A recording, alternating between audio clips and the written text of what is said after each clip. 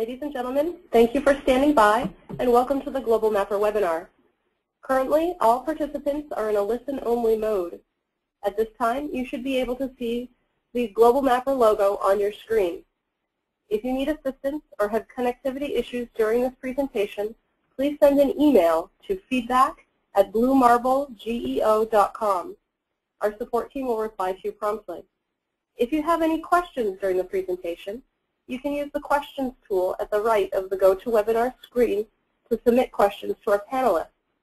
Our panelists will field some of them as we go and address more at the end of the presentation.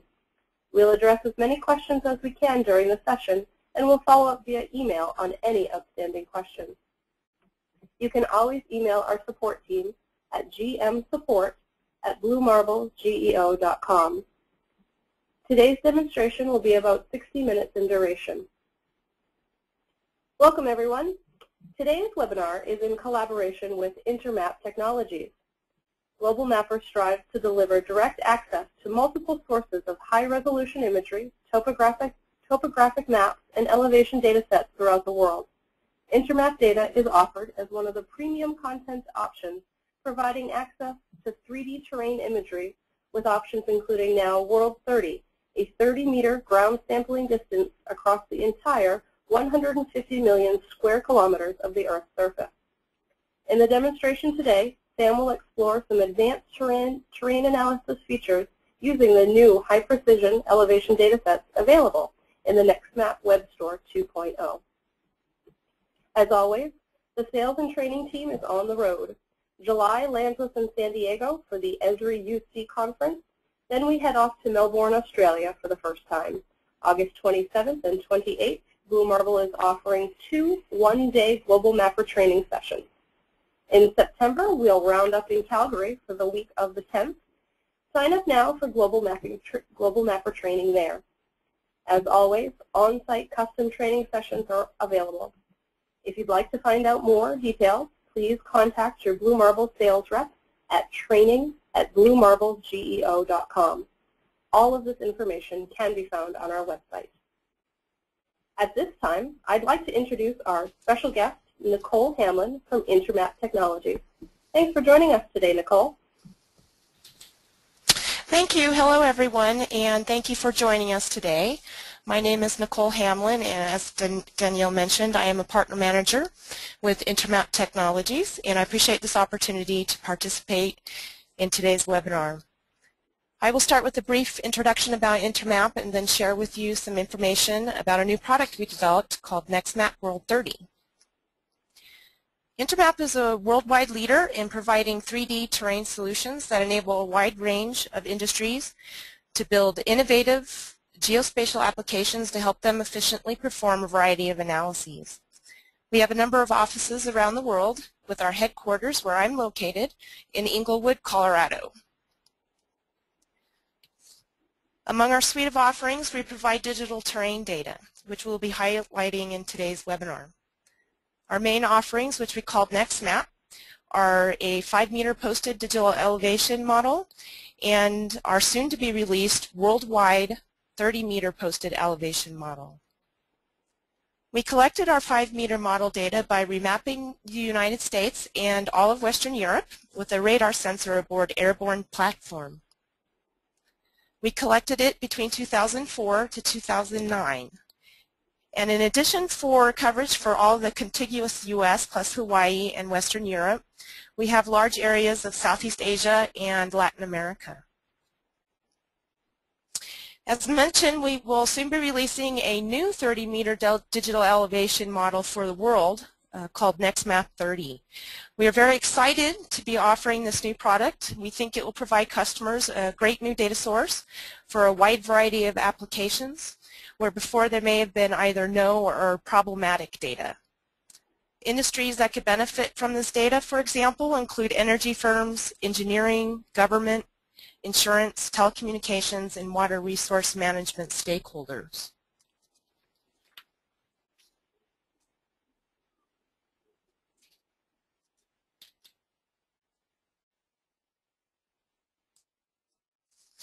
And a little more detail about the NEXTMap World 30 product. The NEXTMap World 30 is a worldwide 30-meter posted digital surface model we developed by aggregating and perfecting data sources you may be familiar with, including ASTER, GTOPO, SRTM, and ISAT. The chart you see here illustrates where on the Earth we reference these sources. We have taken the best features of these data sets, eliminated their weaknesses, and have created a new improved worldwide model that has better vertical accuracy. The improvements include the elimination of voids found in SRTM, for example, and removal of artificial spikes in the ASTER. Vertical accuracy was improved using ISAT LiDAR data, and if you're not familiar with ISAT, it is LiDAR data that was collected by NASA's Ice Cloud and Land Elevation Satellite, and it has 25 centimeter RMSE or better vertical accuracy. It is global coverage and was collected from 2003 to 2010. And what Intermap does is it's filtered the ISAT data to remove cloud, vegetation, and high slope elevations to obtain near survey grade reference points. And with these points, we use it as ground control for the NEXTMap World 30 and to correct biases in the input data sets, resulting in significant improvements in vertical accuracy. Overall, NEXTMap's World 30 will be the most accurate, comprehensive, flexible, and affordable off-the-shelf surface model available on a worldwide basis. We also will be continuously updating the model to make it better and more accurate as time goes on.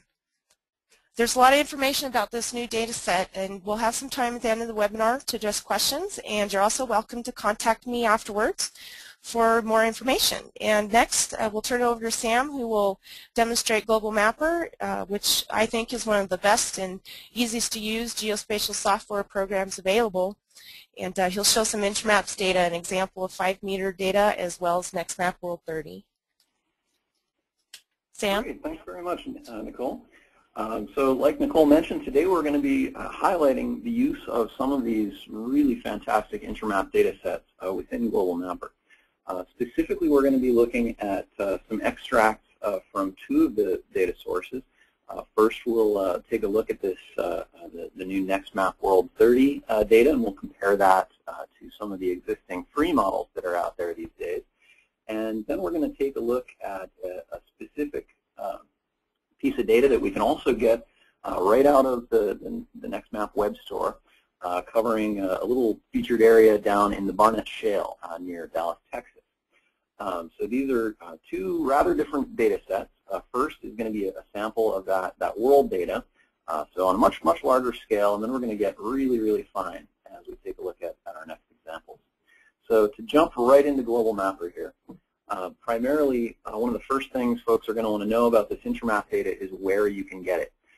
There are basically 2 ways you can go about getting this Intermap data. We have a direct inbuilt connection right here in Global Mapper, so you'll see that on the familiar download maps and imagery from online sources, so both the free sources and the premium sources. And as well, you can go straight to the NEXTMap Web Store 2.0 as well. We're going to have a link to that web store at the end of the session and some contact information on how to follow up with folks here at Blue Marble and as well with Nicole over at Intermap to get that data into your workflow as soon as possible. So if we were going to be starting from scratch with this, we would go right in the center button here in Global Mapper to download the online data. We could use the little globe icon up on our toolbar. And we can also get to that directly under the File menu to download online imagery, topo, and terrain maps. So all 3 of those places are going to get us into the online data source connection. And we'll find, in particular, the terrain data here from Intermap under the terrain data category and as well under the premium content category, all in one place since the Intermap is a premium data source. And as well, we'll find that under the worldwide data for some of those various collections. So we mentioned there are some different collections there. There are specific collections that focus on the European areas. You'll see the DSM and the DTM. Those are a digital surface model. For those of you who may not be familiar with some of the lingo, a DSM, digital surface model, is basically a top-level model that contains things like buildings and artificial structures, as well as the actual terrain, so the Earth's surface. And the DTM then is the terrain itself, so just the dirt with things like buildings taken out of the picture. There's a third main category that we have in both the European collections and in the USA-only collections from Intermap, and that is what's called the ORI, or the Orthorectified Radar Image. And what that is a raster imagery layer. It's orthorectified radar data, so it actually shows up as a grayscale. It looks very much like a sort of a regular aerial photo image that you might use, and instead of being photographically derived, it is radar derived. So some really neat different data sets that we have here. Again, that new NEXTMap World 30 data isn't in here yet because that hasn't hit the streets. That's going to be published a little bit later on, and we'll be talking specifically about how you can get your hands on that once that is available. So the data sources that we're going to be looking today are primarily derived from the Intermap USA collection. I have a little sample down in the Barnett Shale from the DSM layer and the DTM layer. So we'll take a look at some of the differences between those two, and we'll also take some comparisons between those and the existing free data that is published by the USGS. And there are some pretty amazing differences between those data layers. Since we are streaming this over a webcast, I am working with local files. So I am not going to be streaming the data in from those online collections. We need to save our bandwidth to actually get my screen out to all of you folks at home. So what I'm going to do here is I'm going to start off by loading up some of our sample data. So first we're going to take a quick look at an area around Mandalay. This is over in Southeast Asia, I believe. Correct me on that if I'm wrong, Nicole. So we're going to open up our terrain model for the area. This is a DTM model rather than a DSM model. And on top of this, I'm going to open in another layer. I'm going to open in the freely available aster layer. Now the difference between these two, you'll see slight shading differences because there are slightly different min and max elevations in these. But you know, on a very large scale that we're looking at here, we have hundreds of miles on screen. They both look like very bright, colorful terrain maps. Where we start to see some of the differences in these is when we actually zoom in a little bit tighter. So I'm going to zoom in so we can focus on some slightly more severe terrain. And the main difference here, Nicole showed us that map at the beginning that showed where some of those different data sources came from, how they were resurveyed and analyzed to fill in holes. And we have a little graphic. I'm not going to load it up. That basically shows holes and void areas through the existing free layers, the free layers such as the SRTM layers that are in common use around the planet. You'll have to take my word for it, but the layers itself actually have lots of little sort of Swiss cheese areas where there are voids in the data. So you've basically got null data showing up in the middle of your terrain. And that really gets a little messy when we start actually doing things like analysis, particularly in things like water flow analysis. So what they've done here with some of the NEXTMap World 30 is to clean out all of those voids. They've been able to increase the accuracy of some of these things, both in the horizontal and the vertical. And what we end up with is also a higher resolution data set. So the world aster data that I have loaded on top here is a 90-meter resolution data set. And underneath this, I've got the new NEXTMap World 30. And what I'm going to do here is use my image swipe tool. Now you'll see this tool right in the middle of the upper toolbar. It's right to the, immediately to the right of your digitizer button. I'm going to click that button, and it asks us which layer we want to peel back. This is useful for both raster layers as well as elevation surfaces. So I'm going to select to peel back my aster layer on top of this. And for those of you not familiar with the imagery swipe tool, this basically starts from wherever you click, and in the direction of sliding your mouse, it peels back the layer that's on top. This is something that can be a little tricky to see on a webcast, so I'm going to try and describe this as best I can as I'm going along here. if you see where my cursor presently is on the screen, the little white crosshairs there over towards the right of the screen, I'm going to click my left mouse button, and I'm going to start dragging towards the left of the screen. And you'll see the swipe tool actually change, indicating the direction that we're swiping. Now, if you notice, as I'm swiping from left to right, I'm swiping from right to left, rather. I'm peeling back that top layer. And if you notice the layer underneath there, as I peel back that top layer, we see the increased definition of that 30-meter resolution grid showing up underneath. As I let it go back over from left to right, my lower resolution world data set comes back in the top. You see the map actually get a little bit blurrier. Some of this is probably being lost in the compression of the web streaming format that you're looking at here. So if you're looking in small windows, you may not be able to clearly see some of the differences I'm showing. So I'm actually going to zoom in just a little bit farther to hopefully increase some of the clarity on this. So again, fairly subtle change through the web stream, but here I'm going to be going from right to left again with my image swipe tool. And if you notice, all of the things like the shadows and the granularity of that surface of the NEXTMap 30 layer showing through as I peel back that aster layer. So you see it get a lot more vague as we let go and have that lower resolution world data set come back in on top. So that's a pretty neat data set, and that's going to be available again soon through the NEXTMap Web Store 2.0, I believe towards the end of July. And Nicole's going to have some information on exactly how we can go about getting that available. Eventually, we will have that built into Global Mapper as a built-in data source, just like the other sets that we're going to be taking a look at here. So what I'm going to do now is clear my data back out, and we're going to load up some of those sample data sets, specifically from the United States digital terrain model from Intermap around the Barnett Shale area, and as well the digital surface model. Let's pop those both open into our display here.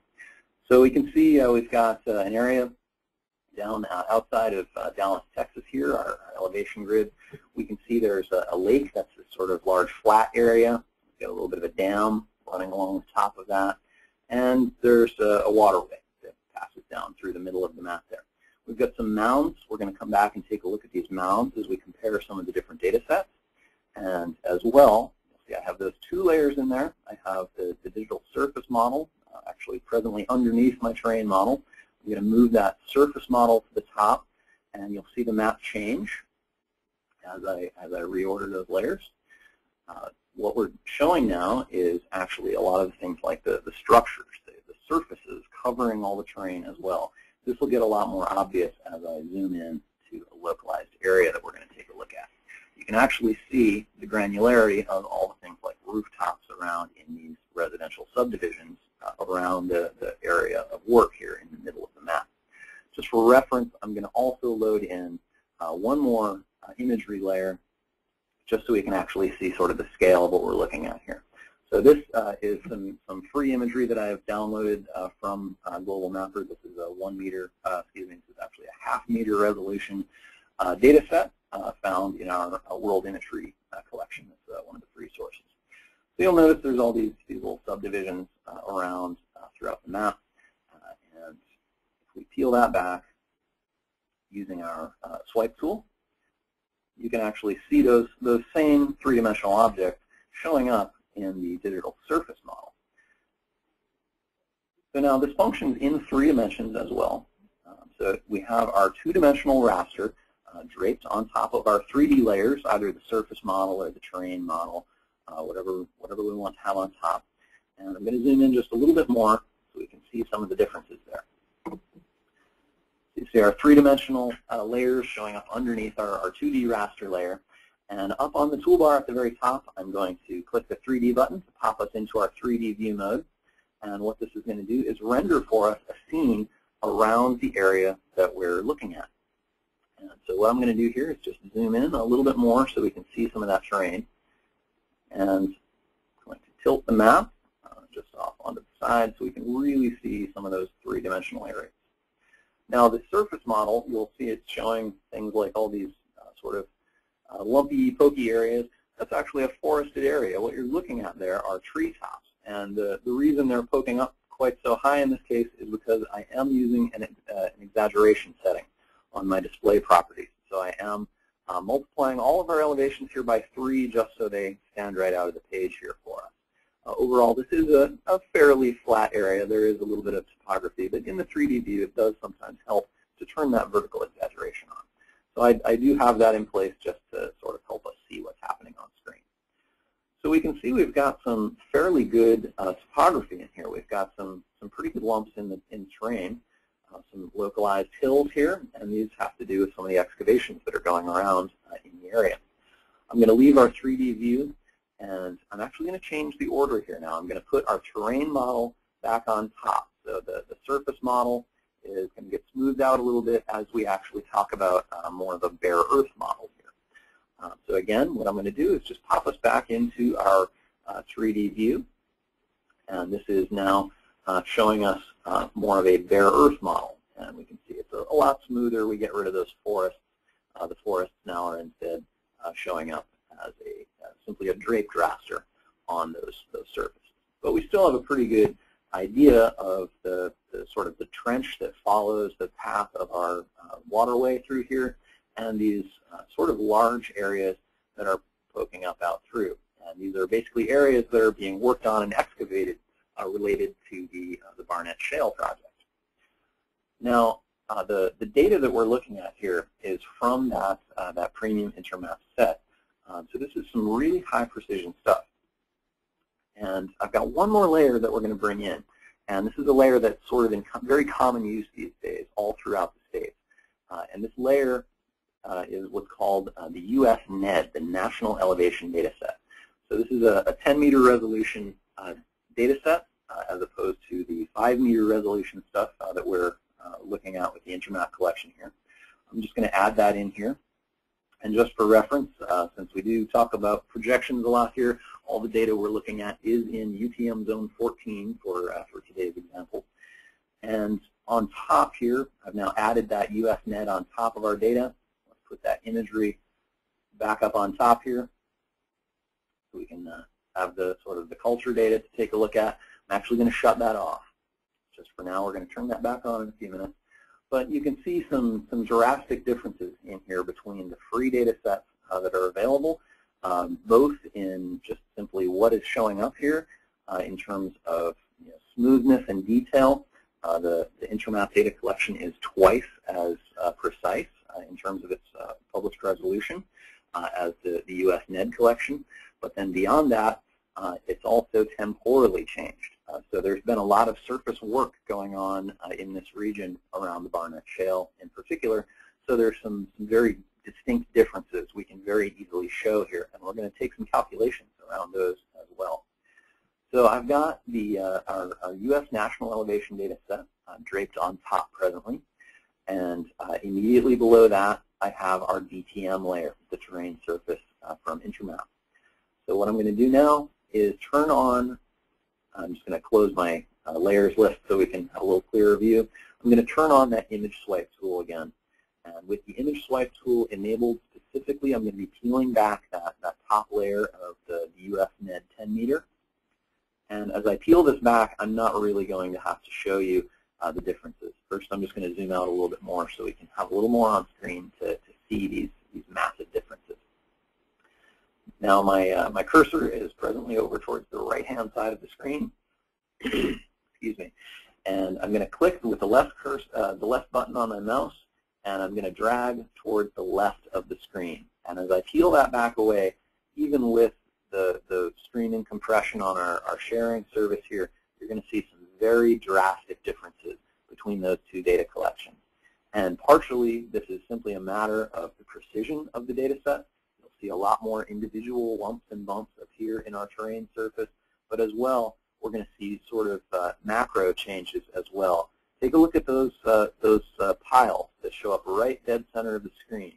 They're not present at all in the older U.S. National Elevation data set. And that's simply for a matter of that there's been a lot of work going in there. Those piles have been getting bigger as excavation has taken place. They pile them up on the surface And before you know it, you've got actually very large areas where the terrain is significantly different. As well, we have some of those lower areas. We have these troughs that have been carved out as the excavation takes place. So there's some really drastic differences between these data sets. It doesn't take a lot of imagination to see this. It shows right up very, very obviously as we peel back those data sets. So as a starting point, we're starting off with more accurate data here from this Intermap collection right off the bat. I'm just going to pan up a little bit to the north, and we can actually see on these two data sets where some of these road beds don't even show up on our different terrain models. And as I peel those back and you see the Intermap collection underneath, the increased resolution as well as the increased accuracy of those sets really stands apart as we compare some of those different terrain layers underneath.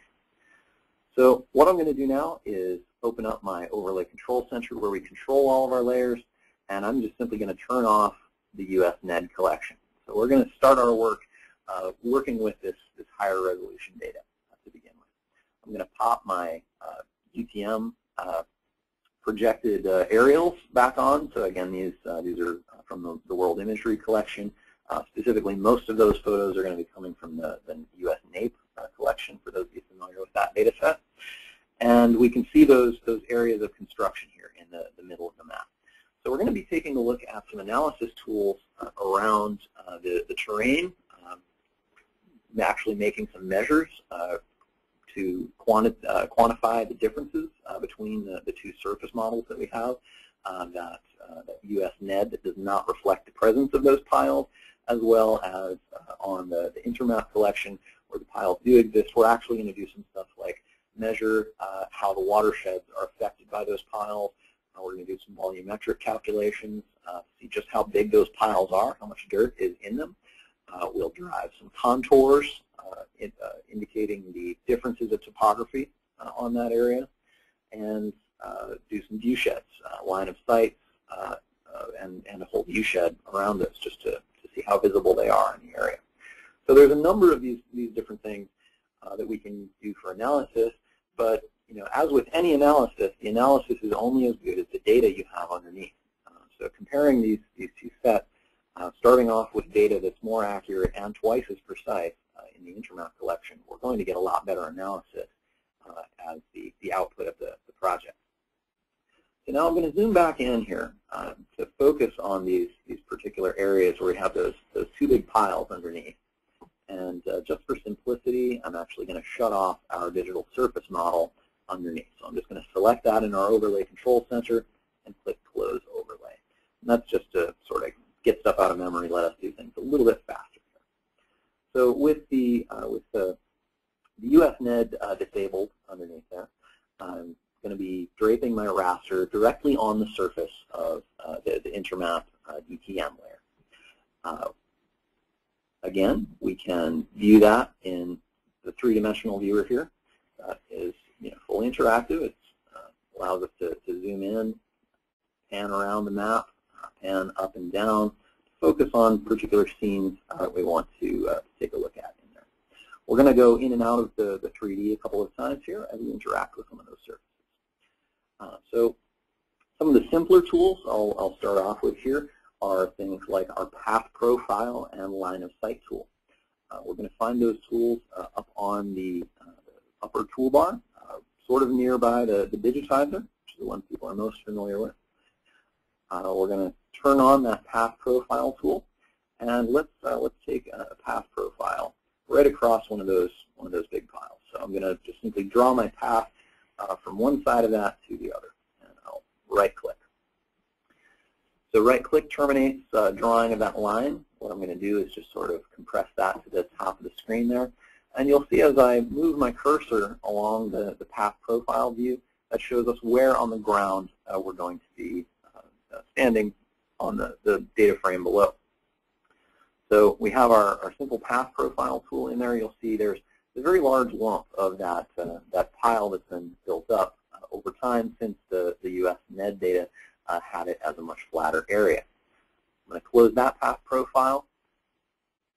We'll flip back over to our NED data set, and we'll conduct a similar path profile right across that same section, and we can see it's a drastically different profile. That pile just simply does not exist in that first era of data. We see the little trench that we have there, and we'll notice the elevations are much more compressed. We're only varying by a few meters on that first set. So we've got a pretty good idea that there is a big pile of dirt that's been created in the middle part of that. Now, if we also wanted to conduct something simple like a line of sight, if we were standing on this side of this particular highway and we were looking over in this direction at that other subdivision over there, if we took a look at our path profile again, we get back in there, you'll notice there's two buttons down on the lower left of that. There's a line of sight and there's a cut and fill volume. If we perform a simple line of sight, from there we have some variables to control a very simple line of sight. If we want to do a visible line of sight, we can enter some parameters around that. Let's say we're going to put some eyeballs about 2 meters above the ground at both ends. So if we have people standing on the surface, 2 meters would be a tall person, but a nice simple number to work with here. So we'll say our line of sight is going to go from 2 meters above the ground at each end of that, so above the ground as opposed to an absolute sea level. There's a number of settings down here we're going to ignore. Those would be if we're looking for a transmission type line of sight for things like maybe a cell phone broadcast or some other radio frequency broadcast. We click OK to run our line of sight analysis, and you'll see, make that a little bit taller, we can see we're going to clear the line of sight, and a person standing at one end of that could very easily see all the way across that area. So there's one line of sight. What we're going to do then is let's go back in there and we'll swap out. So we're back on the more modern, the Intermap set that's going to be reflecting the large pile that we have in the middle there. So we'll run that line of sight. We'll see the terrain, again, drastically different. We have the same line of sight parameters. So again, 2 meters at one end, 2 meters at the other end. Run that line of sight, and we'll see you can't see across there anymore. There's a rather large collision with a very tall pile of dirt. We can even quantify the height of that pile of dirt, just how much collision we're going to have in our line of sight there, and we'll see we've added more than 35 meters of soil vertically in that area. So that's a line of sight. As well on this tool, we could get even a little bit more complicated. We could do some trenching operations. If we were going to be modifying the terrain through here, we could turn on our digitizer tool, and we could simply trace a line across that surface. This is a freehand line. You'll see it's a little bit crooked. You can actually trace very complicated lines in there. I'm just going to trace off a quick line, and I will select that with my digitizer, and there are even more complicated ways we can get in to do some of those lines of sight. So I'm going to run a path profile along that hand digitized line. You'll notice all the individual nodes are reflected for the individual places we have drawn vertices on the map as we've gone across the surface. And here we can do lines of sight. We need a simple start point and an end point, just a 2-point line to do a line of sight. That would give me an error if I tried doing it right now. And we'll run a cut and fill volume here. So let's say I needed to be running maybe a pipeline or some other buried utility across this area. We could do a cut and fill along this line. Maybe we're going to trench out a corridor along that surface. If we're going to be burying something, we could enter in a negative elevation. Let's say we're going to bury something in here 2 meters deep through this construction area. And just to be quick, I'm going to leave the default sample spacing. We can increase the precision of that if you want to. You could dumb it down to make it run a little faster if we have a very large area. But then this would calculate for us the trenching operation that we would have to do to connect all the dots on our line. That's going to calculate for us the volume of cut, basically how much we're going to have to trench out as we interact with the different surfaces of the lines that we've traced off across the area. That can get very complex if you're going to be connecting fixed length nodes or if you're going to bury an entire asset so the whole thing must be underground. There's a number of little variables we can control in there for the cut and So these are some just straight linear lines of sight and volumetric calculations. We're going to make this a little bit more complex by doing this in all three directions.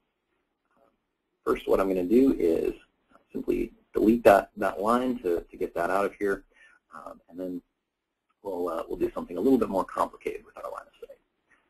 So I'm just going to get rid of our overlay control center there so we have a little more space on screen. And now let's say we actually want to perform that line of sight in all 360 degrees around these piles. We want to see just how far away we can see this new man-made pile from. To help me isolate the peak of that data, I can bring my overlay control center back, and I can actually turn off that imagery layer. So that's going to actually show me a very clear view of the terrain below. And then I'll get rid of my overlay control center. I want to perform a viewshed. We'll see the viewshed button is right up there next to the digitizer. All we have to do is simply click on the map on the area we want to perform our viewshed from. And so I'm going to click up here somewhere on what I think is about the highest point of this mound. If I wanted to get a lot more complicated, I could actually run another analysis on the contours to find the summit of that thing and run the viewshed from the exact point of the summit if I wanted to do that. In the interest of time here, I'm going to just do this a little more quickly. So again, let's say we're standing on top of that pile. We're going to locate our eyeballs about 2 meters above the terrain surface, so above the ground in this case. We're going to assume that somebody's standing about 2 meters off the surface. All the way around, we select our view radius. So let's run this out to, let's run this about 4 miles out. I'll bring that in just a little bit so it runs a little faster. We're going to run this all the way around, so all 360 degrees. If we wanted to do a directional analysis, we could simply narrow that sweep into a more focused region. If we wanted to go maybe a directional transmission off into one direction. Let's set our display color. I'm going to ignore all of the settings that are more broadcast related. And let's see, we have a lot of green on our map, so I'm going to actually make my viewshed show up red here once it's completed. And then also, just in the interest of time, since we are doing a few miles here, I'm going to dumb down our analysis. So by default, this will go down to the analysis of the terrain surface resolution. So that was showing up around 4 meters for me.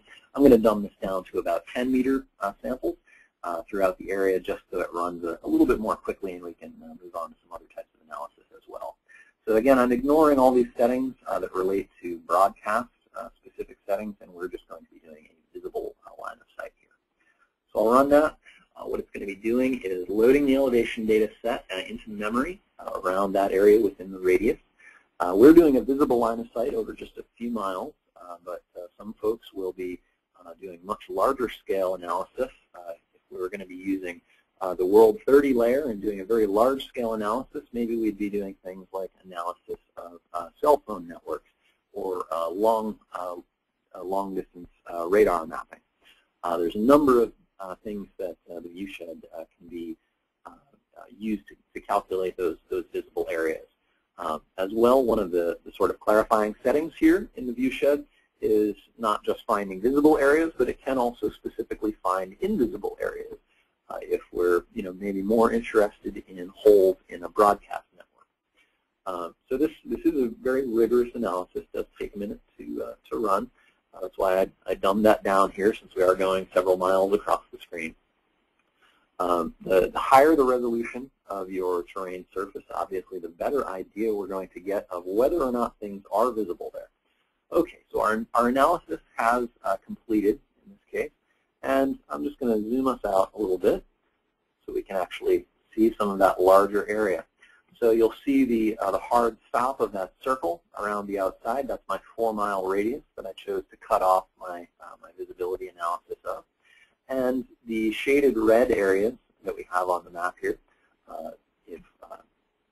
if we are standing anywhere on the surface within those areas, that is an area that we are going to be able to see to the summit of that pile. So a very, very large pile there. We can see that from all the way around. If we swaps back over to the layer that had the piles not present, we would actually not be able to see to the top of that from just about anywhere, because it is actually in a little bit of a low point in the data. So that very simple local change in the terrain surface can have a very drastic effect on things like visibility analysis. So what I'm going to do now with our viewshed analysis complete, we have a very clear picture of the visibility of that pile on the surface. I'm just simply going to shut that viewshed off so it's a little bit clearer on screen, and I'm going to bring our imagery layers back on just so we have a little bit more of a photographic reference for us. Now I'm going to simply zoom back in to the area that we're focused on here, those areas of difference. And now what I'd like to do is we'll actually try and quantify some of the changes that have taken place on this surface. So to do that, one of the things we can do is to run a contour analysis of the area. So under the File menu, partway down there, we're going to find an option to generate contours. Now the contours have a number of options, just like many of the other analyses. There's a number of options here on the contours. We can specify our contour intervals. We can choose minor and major contours to have different line weights automatically applied to them. We can call those down to specific elevation, and that elevation range is simply going to default to the maximum range we have on our elevation shader, so that whole data set, and as well the resolution. So the resolution here, again, I am just going to slightly dumb that down to a resolution of 5 meters on each of those axes, just to make it run a little bit quicker here for the sake of the demo. But we can run that at full resolution without a lot of trouble at all. So again, small settings here for very particular stuff, things like interpolation to fill gaps in the data, which again, luckily is something we don't have to do in this case because we're using the Intermap data that has already gone through that full cleaning process. So we can directly move on to the sort of precision analysis rather than having to do any of the cleanup of some of those resources we work with. I'm just simply going to limit this. I'm going to limit the contour bounds down to a smaller area that we're focused on here, just again so this runs very quickly for the sake of our demo. And I'm going to fire off that analysis, and you'll see that is a very quick process. It doesn't take a lot of work to do that in here. And the brown lines on screen are then our contour lines. So the contour lines are drawn in here as basically closed polylines. They are simply lines.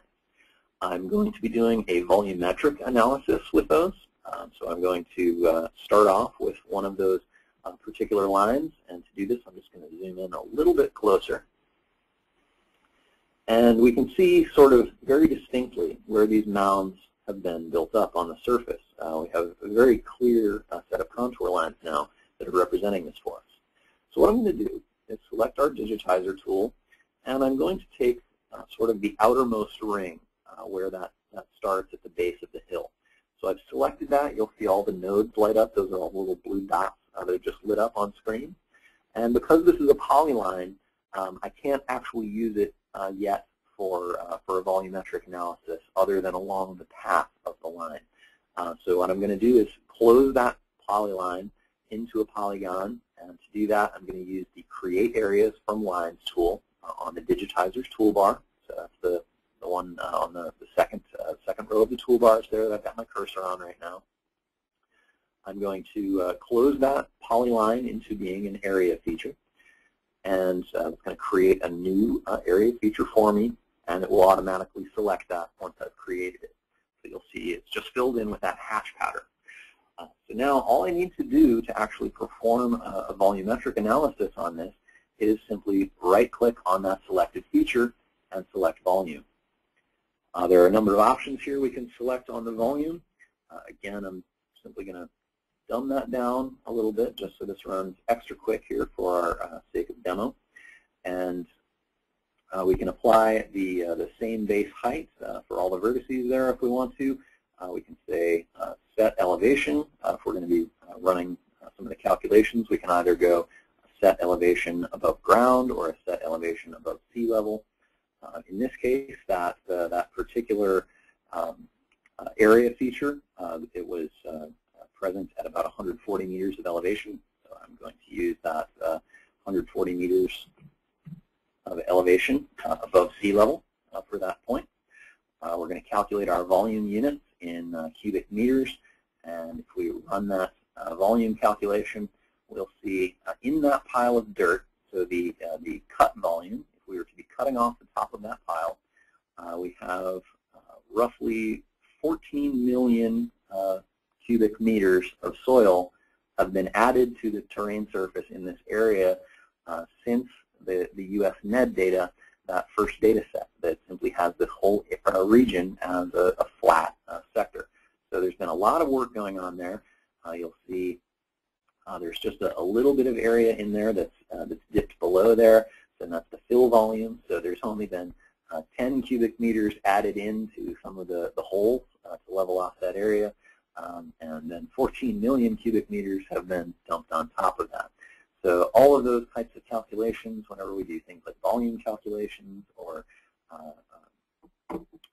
any of the measurement calculations of distance along lines and stuff like that, all of that automatically gets copied into your clipboard, so you can paste that off into another document somewhere else if you need to, or you can simply look at it right here on screen. So that's a lot of dirt that is showing up in those different data sets right there. One last thing we're going to do, I'm just going to simply clear out my selection. One last thing I'm going to do on top of this is actually perform a watershed to see how the water flow is running around in this area. And that's something we can as well. We could do that on both surfaces and actually see how the stream flow and things like that would be changing in this region. So we've done a very significant modification of the terrain over a period of years here to build that up. The watershed is going to reflect some big changes there. And again, the watershed is found under the File menu right next to the contours. And there's, again, a number of options in here. I'm just simply going to dumb that down a little bit just so it runs extra fast again.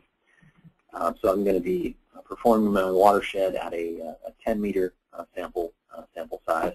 And again, there's a number of very, very fine controls we can apply in here if you're looking for a much more precision analysis than just our quick sample right here. So what this is doing is running that watershed over the whole area.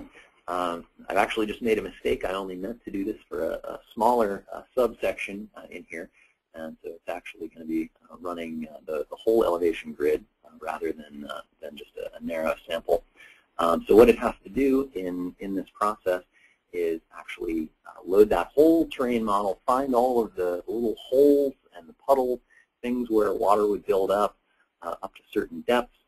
It fills those depressions virtually, calculates where the stream flow is going to be running through those areas, and then derives the individual watersheds for us. So an individual watershed is an area on the map where all of the water on a piece of ground flows together and generates a stream. So we're actually doing that for this whole sort of large region at this point, and it is going to take just a moment to finish off that calculation. So we're performing this on again 5-meter resolution. I took 10-meter samples of that just to hopefully make it run a little bit quicker, but I did just accidentally run this over a very, very large area. So it is going to take just a minute to finish up.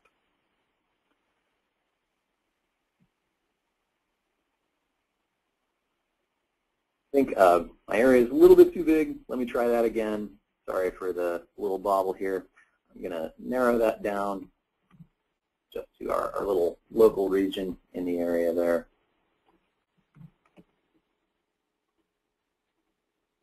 I'm going to narrow this down just to our local area. This was the area I intended to focus on. Run that watershed. Runs a lot faster that time when we're focused just on our little local screen. The area that I had loaded in here was quite a few miles across, so it was a lot of data to be analyzing just in a moment or two. It would have finished again in probably just another moment. The estimate was coming up that it needed one more minute to run. I'd like to wrap it up here and get to some questions. But here we can see our watershed areas. The brightly colored polygons are the areas where the water is going to flow together. We can very sort of easily see through this. If you see the contours in the background, you can actually see where the ridges are appearing on that data. Sometimes the watersheds are benefited a little bit by toggling them on and off in the view. I'm going to shut off those areas. Again, you can see where the sort of ridges are along that, that mound. You turn the watersheds back on, you'll see that same line dividing where the water is going to flow. So each of these individual areas, the water is going to flow into those central lines, and those lines become the stream flow areas. And then you'll see the stream flow areas all come together and generate the individual streams that are represented here in blue. And so you'll see there's a very distinct line that runs around that ridge where the initial waterway actually already was in place. And then because the terrain is drastically changed, it's going to be flowing streams off of those piles in particular directions. So those things are sometimes important to keep track of if we're talking about things like a runoff from maybe something that's in that pile. If we're going to have soil erosion problems, stuff's going to be running in those certain directions of the watershed. So those are some of the analysis tools we wanted to take a look at today. Again, all those analysis tools are greatly benefited by starting off with very highly accurate data to begin with.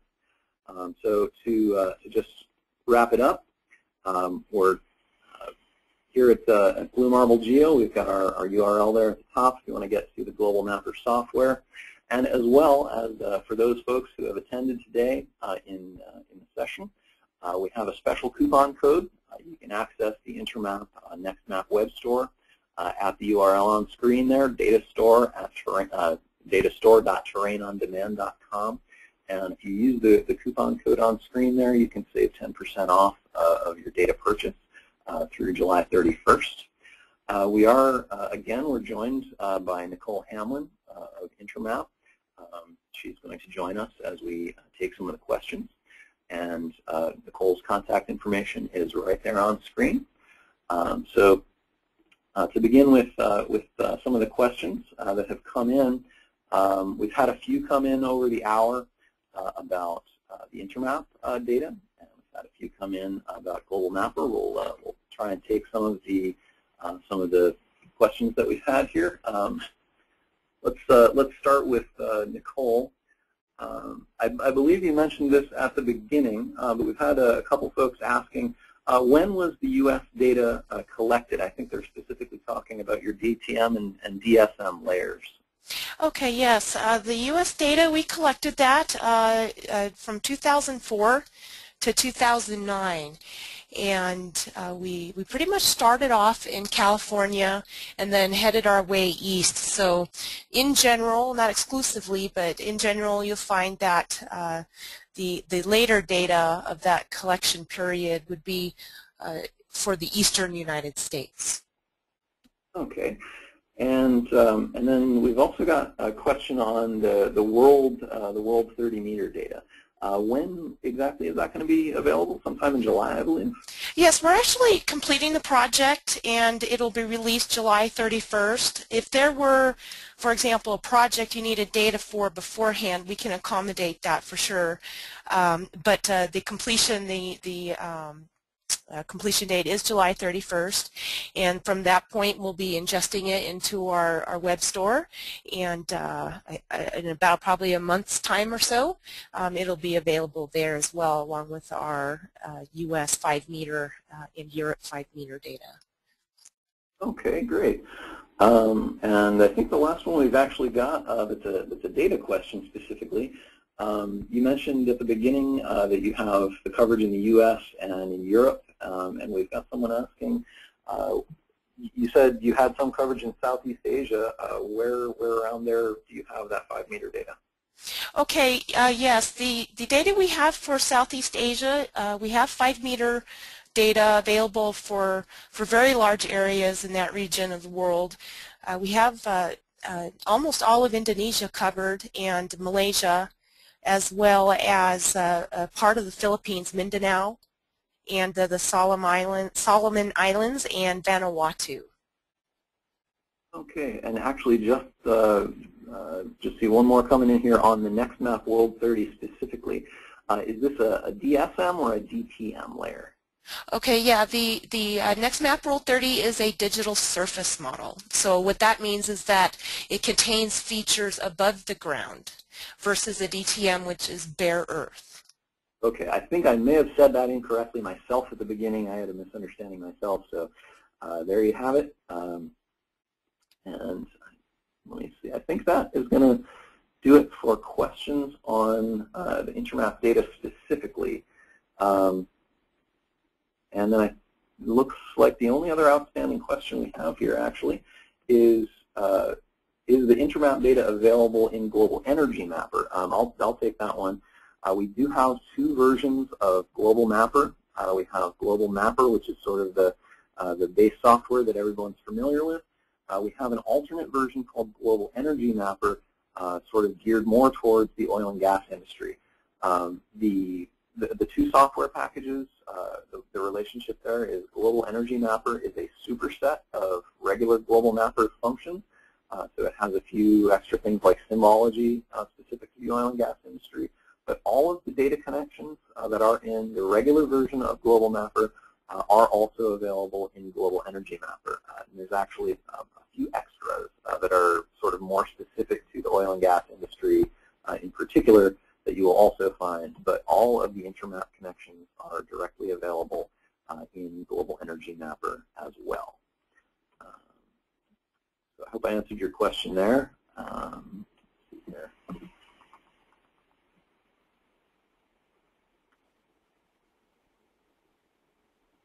Looks like we have actually one more, and this is looks like a fairly technical question. So Nicole, I'm going to pass this one to you, and if you don't know, maybe we can have someone else follow up. Someone is asking about they've had backscatter problems with the ASTER data sets, specifically when generating DEMS along coastal areas, and do you have the same problems with NEXTMap data? I assume they're talking about the World 30 data set comparing to the ASTER. Are you familiar with what they're asking there? I think to a degree, if we're talking about NEXTMAP's, the NEXTMap 5-meter data, we collected that with radar, so there are predictable kind of artifacts that you can get with the radar, and that could be things called shadow or voids, or what you could call backscatter if the sensor, for example, is bouncing off a building rather than the ground, for example. And Intermap deals with that with a very extensive automated and as well as manual process that we go through when we edit data both in a 3D environment to remove those artifacts. So you won't see that too much in our data. And as far as the NEXTMap World 30 data is concerned, what we've done here, and one of the big things that the value of the new 30 product is that we are going through and removing artifacts like that from the ASTER, as well as artifacts found in SRTM, such as voids and things like that. So what we've done here is really take our knowledge that we have collected over the years, creating the data for the US and Europe, and applying that skill and knowledge to create this new 30-meter model. I hope that helped answer that question. If not, you're always welcome to contact me afterwards, and I can provide more information. Okay, great. Thank you very much for that, Nicole. I have to admit I'm not familiar with what the backscatter actually is, so I'll definitely have to leave that one to you.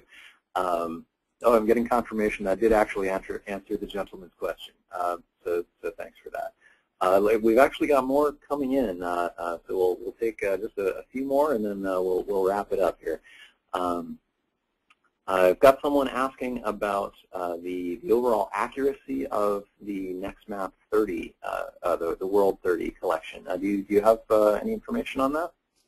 Yes, we've done a fair amount of preliminary testing so far for vertical accuracy, and preliminary estimates have it at an overall around 4-meter RMSE vertical accuracy. Take that as understanding, that's a preliminary testing figure, and we're doing final testing right now. So in the very near future, we're going to have much more information about vertical accuracy and how it might vary and change depending on terrain, different types of terrain types and things like that, since no matter what kind of sensor you're using, the more rugged the terrain or the more gentle or unobstructed the terrain, there will be differences in your vertical accuracy. Okay, great. And the last one we're going to take for today, I've got a gentleman interested in some data down in the region of northern Argentina or north of Argentina, Bolivia and Paraguay. Do you have any particular sets in that region? Or I think that would probably be covered by your new World 30 set. Is that correct? Absolutely. It will for sure be covered by the NEXTMap World 30 dataset. And we do have some NEXTMap 5-meter data for Latin America, but I don't believe it's available for Argentina, Bolivia, and what was the other one? Paraguay. Paraguay, and not for Paraguay, but the NEXTMap 30 will for most assuredly be available. Okay. If there's any more of that answer that you need, the gentleman asking about South America, please feel free to contact Nicole directly. That's going to be the last question we're going to take for today. If there are any that I've missed, we will be following up with those after the session. And again, thanks everyone for attending. Thank you for joining us today, Nicole. Thanks Danielle as well. All the contact information is up on screen.